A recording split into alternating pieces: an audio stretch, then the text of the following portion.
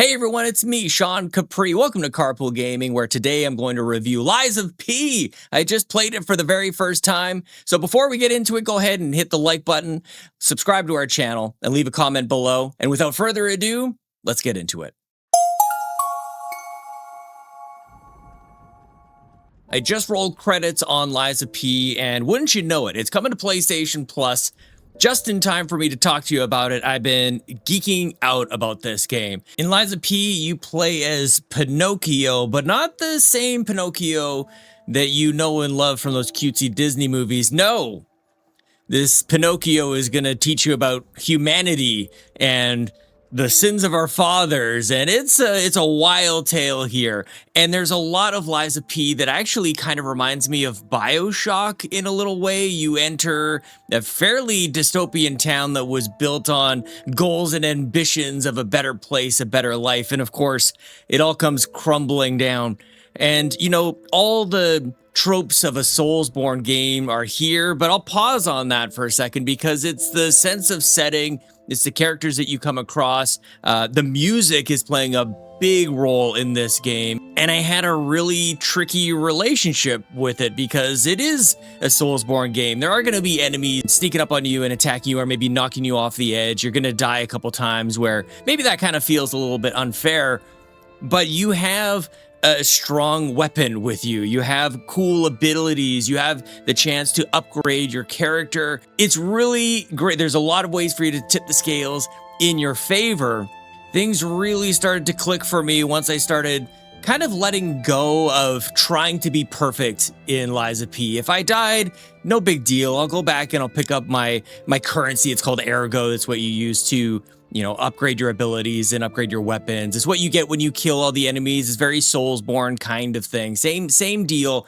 As soon as I let go of trying to be perfect, then the game became much more enjoyable to me. I started treating it kind of like a practice and learning how to dodge and parry, and having just played Claire Obscure, the parrying muscle, it's getting trained here. It's very gratifying to perfect parry somebody. You kind of shock them, and then you can go around them. You can smack them in the butt. It wouldn't be a Soulsborne game worth playing if it didn't have magnificent bosses, if it didn't have wonderful character design, if it wasn't sort of like challenging in its difficulty. But the bosses are all really interesting. It kind of gets you in this mode. The first few bosses, these guys are enormous, and just the scale of them is almost too much to handle. You're figuring like, how could I even possibly defeat these guys? Of course, you'll find a way. I believe in you. You'll get there. I think for me as a newcomer to the Soulsborne kind of games, I haven't played a ton of them. I played a little bit of Bloodborne, but really this is actually my first Soulsborne game I have completed. I've rolled credits on, so that's kind of neat. I'm realizing that just as I talk about it. The thing that made it palatable for me as a newcomer is the game kind of unravels itself as you go along. It is challenging at the start, but it starts to unveil new systems and how to upgrade your weapons and how to get a new arm or ability and things like that. And it kind of constantly is evolving as the game goes on, which kind of ties in with one of the overall themes of the game. It's subtle, but it's certainly there. But you playing as Pinocchio, there's like this erosion of innocence as you start to understand what's going on in this world and these characters and all their ambitions. So it's interesting how as the game gets more vicious, you do become more capable.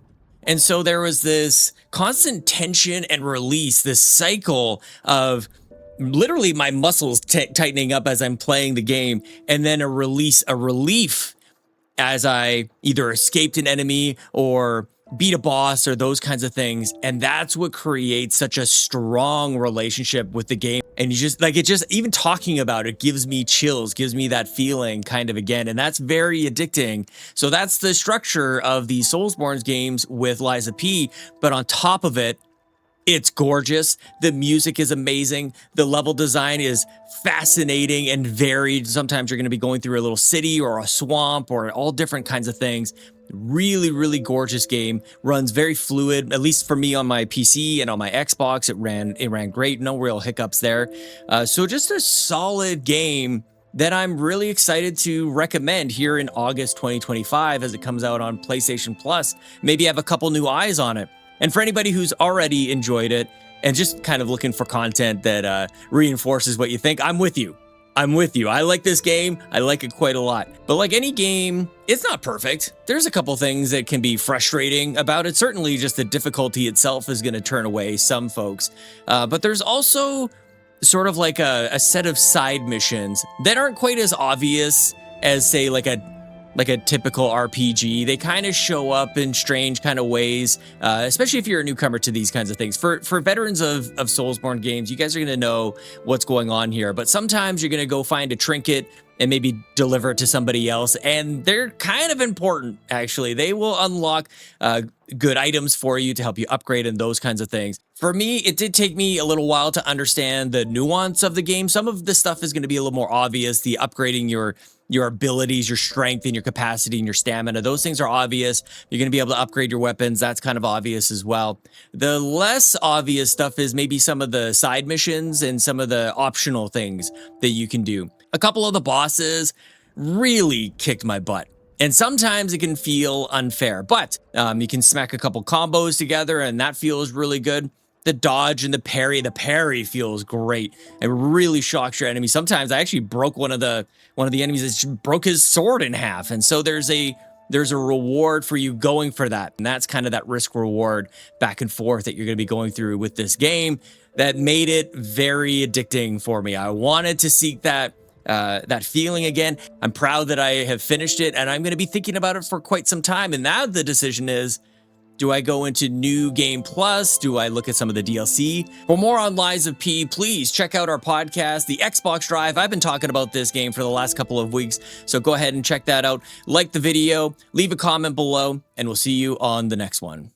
For your information, I didn't steal this.